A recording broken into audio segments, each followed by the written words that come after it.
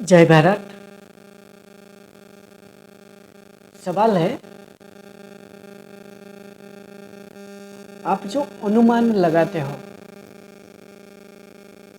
दूसरे के बारे में, दूसरे का विषय का बारे में, या कोई भी प्रकृति का विषय वस्तु का बारे में जो आपका अनुमान है, वो अनुमान आपको ना आपका जीवन को खोल के आप कभी नहीं जी पाओगे। ये आपका साथ क्या कर रहा है? ये जो अनुमान आपको रोक रहा है, आपको मालूम नहीं पड़ रहा है। ध्यान से सुनिए। अनुमान आप कैसे लगाते हो? कोई व्यक्ति से आपको मिलने के लिए आप चले गए, आपका दोस्त हो या आपका पड़ोसी हो, या कोई भी जगह को आप घूमने के लिए जा रहे हो, या कोई भी वस्तु या कोई भी विषय का बारे में, जो भी समय में, जो भी जगह में, जिस टाइम में आप मुलाकात करते हो, जैसा वो परिस्थिति में,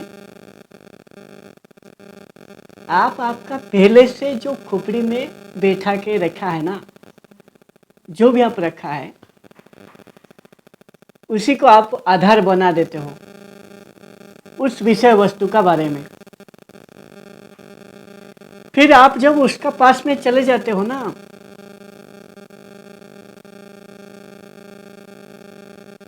वो जो विषय वस्तु है असल में वो जैसा है उस टाइम में, आप उसको अनुभव नहीं कर पाते हो, आप उसको जान नहीं पाते हो, क्योंकि आप एक चीज़ आपका दिमाग में पहले से बैठा के रखा है, अनुमान रखा है। पहले से जो आप अनुभव लिया है उसी आधार को आप ले लेते हो, और यही एक व्यक्ति को सबसे ज़्यादा नष्ट कर रहा है। वो धर्म का क्षेत्र में हो, या कोई काम का क्षेत्र में हो, या कोई प्रकृति का विषय वस्तु का बारे में जानने का हो, या कोई व्यक्ति का साथ जब उसका मुलाकात होता है, उस टाइम में ये जो अनुमान है ना, यानी दूसरे को जजमेंट करना, दूसरा ऐसा है अनुमान लगाना, लेकिन उसका सच्चाई आपको मालूम नहीं है, ये आपको रोक रहा है।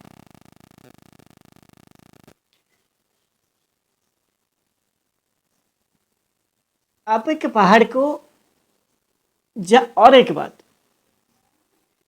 जो भी जगह में, जो भी समय में, जो भी व्यक्ति का साथ आप मुलाकात करते हो, उस व्यक्ति ना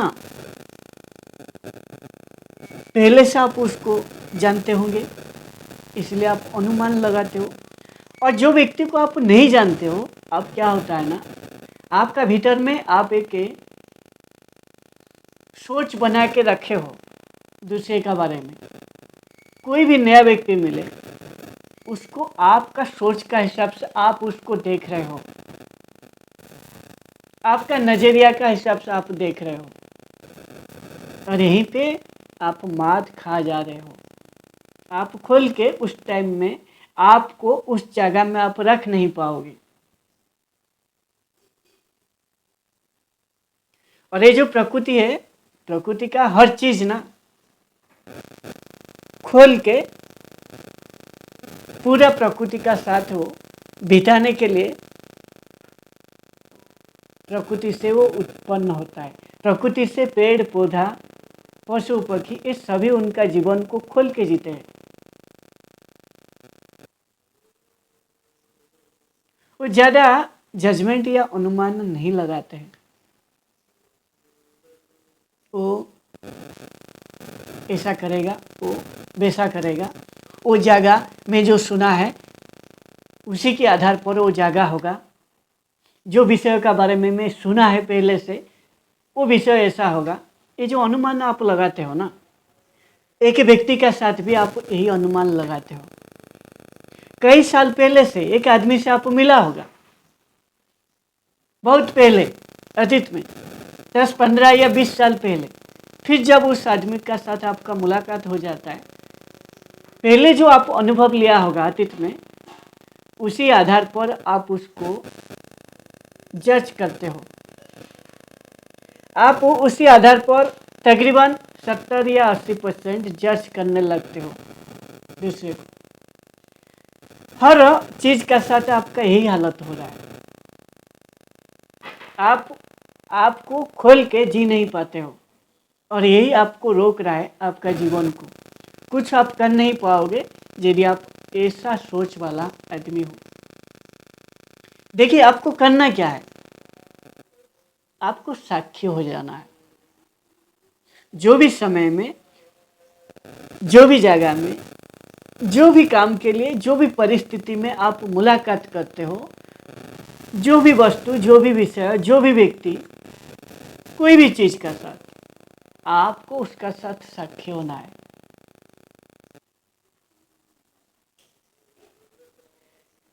साक्षी होने का मतलब है आपको उसका साथ, आपका जो नज़रिया है उसको नहीं लगाना है।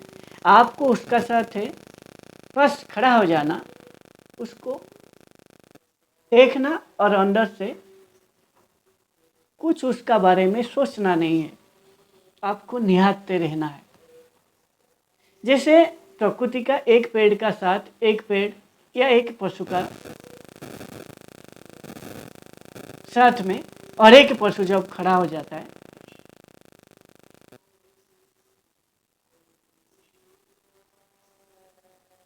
वो साक्षी भाव हो जाते हैं।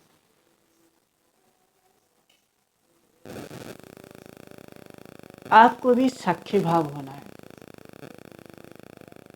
साक्षी होने से आपका जो नज़रिया है, आपका जो विचार है, आपका जो सोच है, उसका ऊपर आप थोपोगे नहीं।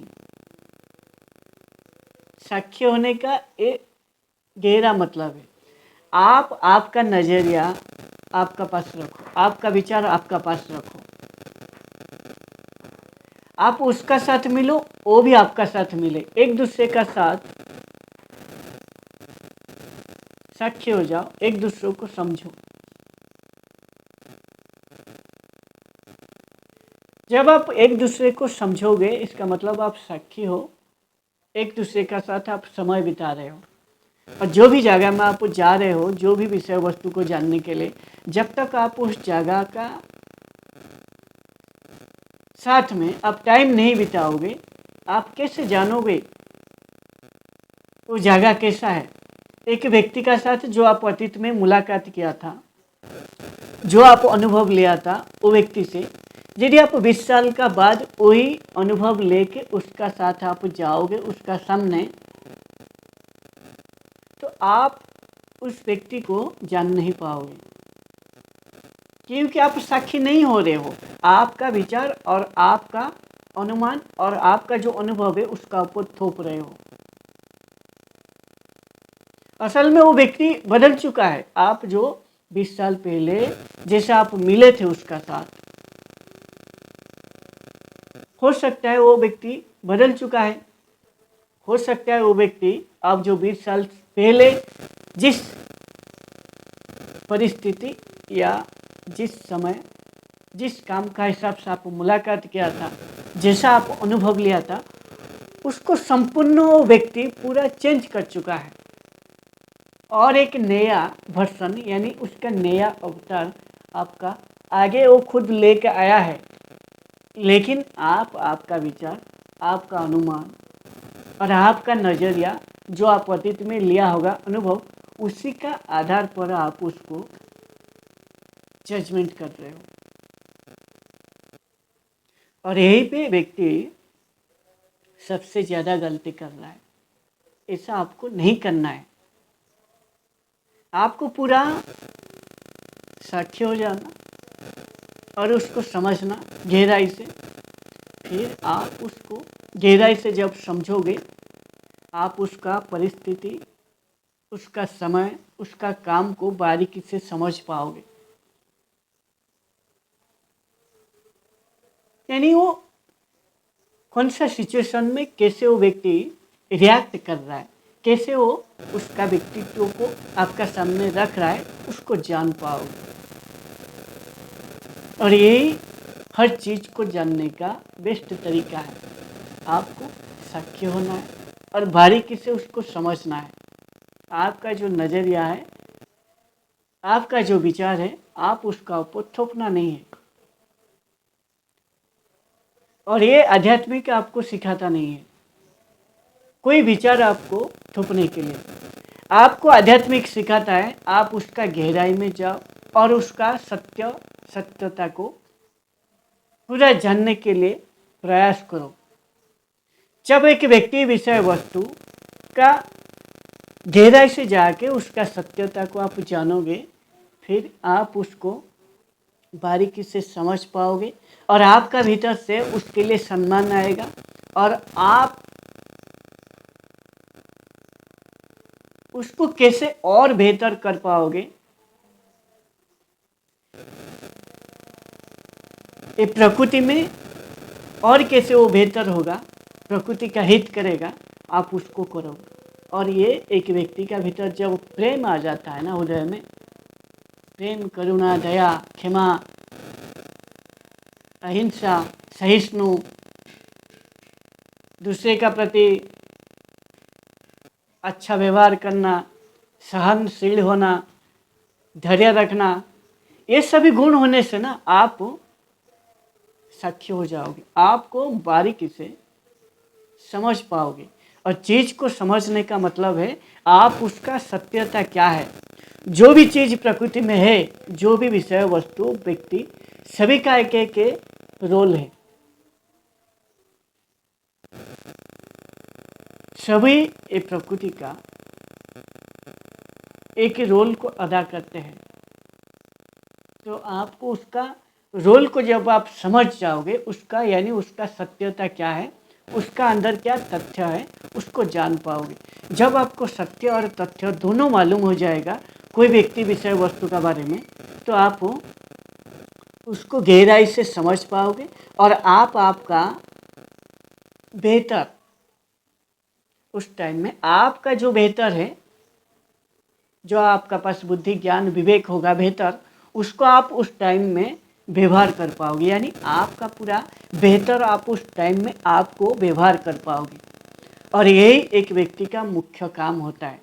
जो भी समय में, जो भी जगह में, जो भी परिस्थिति के लिए वो जो भी काम करता है, वो शरीर के जरिए हो या बोल के या शारीरिक क्रिया का जरिए कोई काम हो या विचार के जरिए, ये सभी जो काम है ना, उसको बेहतर ढंग से वो कर पाएगा।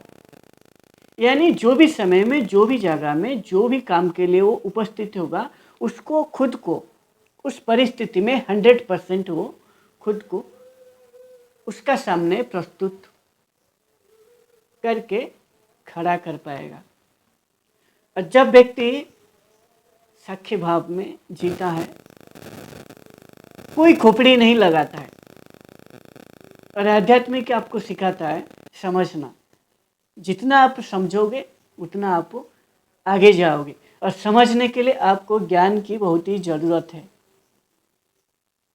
जितना आप चीज़ को समझोगे वो आपका अनुभव होगा, और ये जो अनुभव होगा ना, ये आपका ज्ञान होगा। और आध्यात्मिक आपको सिखाता है समझो। समझने से आप जितना समझोगे कोई भी विषय वस्तु व्यक्ति को, आप उसका सत्य और तथ्य दोनों को जान पाओगे। और ये दोनों को जानना हर परिस्थिति में, जो भी व्यक्ति, जो भी विषय, जो भी वस्तु का बारे में, जो भी समय में उसका सामने जब उस प्रस्तुत कर रहा है, तभी वो गहराई से समझ पाएगा। और जितना वो गहराई से समझेगा उतना वो खुद को गहराई से उस परिस्थिति को समाधान करने के लिए खुद को लगा पाएगा। और जितना आप समझ पाओगे, जितना आप गहराई से खुद को लगाओगे, तब आप बेहतर तरीके से उस काम को कर पाओगे। और जब आप काम को बेहतर तरीके से कर पाओगे, जैसे वो काम को करना चाहिए, तब आपको सफलता मिलेगा। और सफल होना है कोई मामूली बात नहीं है, ये बहुत ही बड़ी बात है। सफल होना, जैसे बोल देते हैं ना, सफल होना तो बहुत ही आसान है, बहुत ही आसान नहीं। सफल होने के लिए पूरा आपको, आपका जो लक्ष्य है, वो लक्ष्य का ऊपर आपको हर वक्त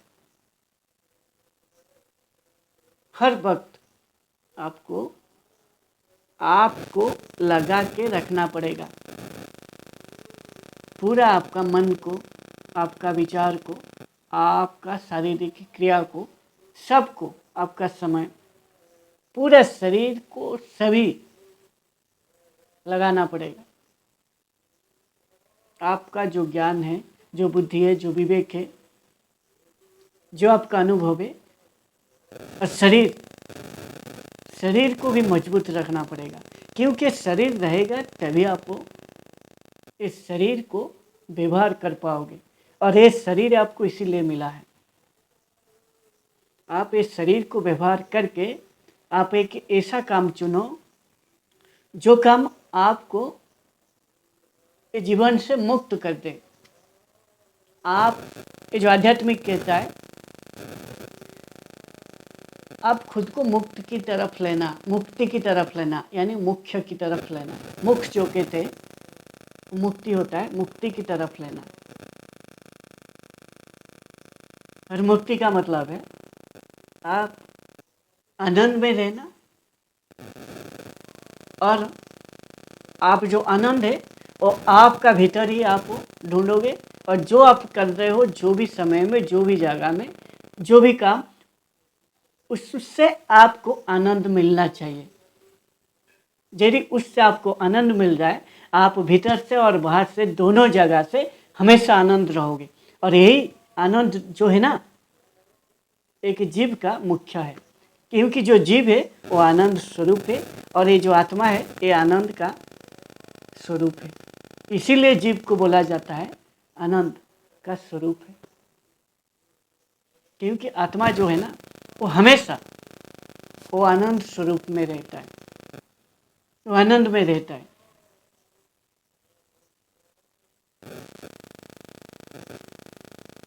और जीव जब खुद में खो जाता है और उसका काम में खो जाता है,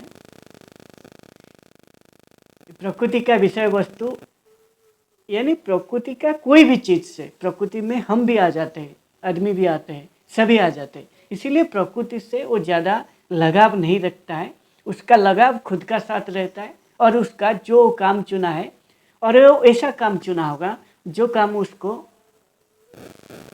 भगवान का करीब लेके जाएगा, राम का करीब लेके जाएगा, कृष्ण का करीब लेके जाएगा, वो ऐसा काम चुना होगा। और सत्य का करीब उसको लेके जाएगा। और जो व्यक्ति राम, कृष्ण और सत्य का करीब खुद को लेके जाता है, उसका जीवन में कभी ना आनंद का कम नहीं होता है। वो आनंद में हर वक्त रहता है। क्योंकि दुनिया, ये जो प्रकृति का जो सच्चाई है, क्या सत्य है, क्या नित्य है, क्या अनित्य है, प्रकृति में उसको बारीकी से मालूम हो जाता है। इसलिए सभी प्रकृति का विषय वस्तु को छोड़ के उस सत्य को धारण करता है, और राम और कृष्ण का करीब लेके उसी को जीवन में धारण करके उसका साथ खुद को विलीन कर देता है। इसीलिए वो हमेशा आनंद में रहता है। और जो परमात्मा का आनंद है वो कभी खत्म नहीं होता है, और दिन प्रतिदिन वो बढ़ता है। इसीलिए आपको साक्षी होना है। और आपको कुछ समय मिला है इधर, ज़्यादा नहीं है, कुछ समय है।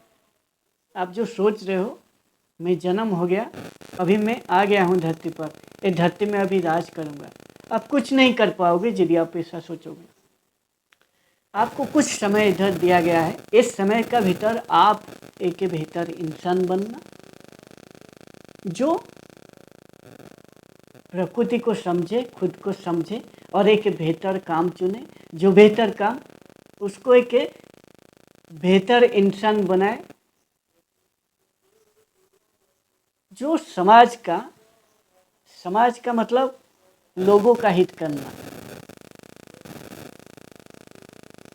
लोगों का हित करे। और लोग जो है, जीव जो है, वो भगवान का स्वरूप है।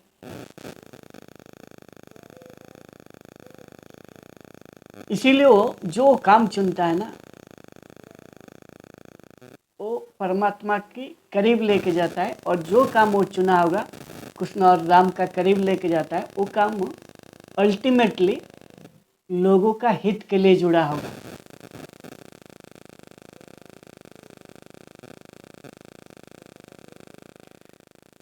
तो बेहतर बनो, और बेहतर आप तभी बनोगे जब आपका हृदय में प्रेम जागृत होगा और खुद का स्वरूप को जान लोगे। शरीर से खुद को मुक्त करके आत्मा में जियोगे, यानी सत्य में जियोगे। और ये शरीर आपको मिला है राम और कृष्ण का करीब शरीर को लेके